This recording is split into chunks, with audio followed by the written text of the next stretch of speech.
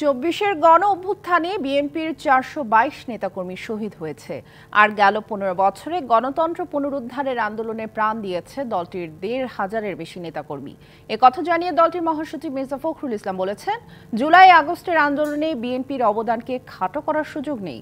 অন্তর্বর্তী সরকারকে নির্বাচন বিষয়ক সংস্কারের সর্বোচ্চ গুরুত্ব দেওয়ার তাগিদও দিয়েছেন তিনি।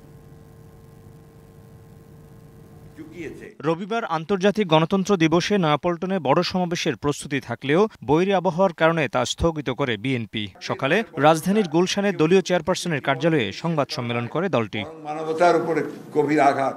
গেল ১৫ বছরের আওয়ামী শাসন আমলে গণতন্ত্র পুনরুদ্ধারের সংগ্রামে দলের নেতাকর্মীদের ত্যাগ তিতিক্ষার কথা তুলে ধরেন বিএনপি মহাসচিব। গণঅভ্যুত্থানের সময় পুলিশের গুলিতে শতাধিক বিএনপি নেতাকর্মী দৃষ্টিশক্তি হারান। বিএনপির অবদানকে খাটো করে দেখার কোনো অবকাশ নেই। দেশ স্বৈরাচার মুক্ত হলেও প্রশাসন এখনও ফ্যাসিবাদ মুক্ত হয়নি।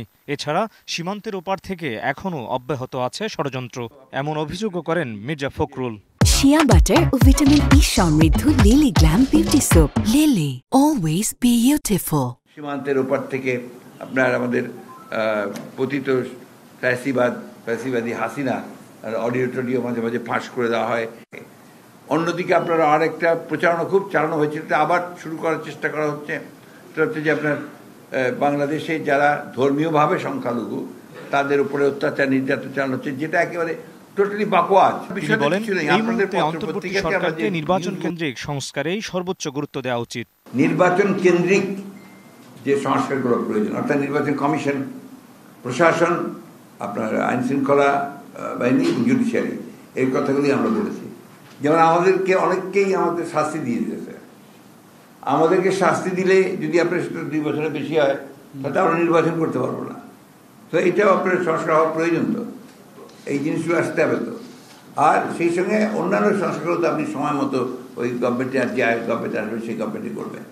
ছাত্র জনতার রক্তের ঋণ শোধ করতে জনগণের ভোটাধিকার ফিরিয়ে গণতান্ত্রিক বাংলাদেশ বিনির্মাণেই বিএনপির অগ্রাধিকার বলে জানান দলটির মহাসচিব। এই দেশে গণতন্ত্রের প্রাতিষ্ঠানিক উদ্ধার ক্ষেত্রে যে ফান্ডামেন্টাল জিনিস প্রত্যেকটা আমাদের হাতে করা। Mohammad Hussain, DBC news, Dhaka.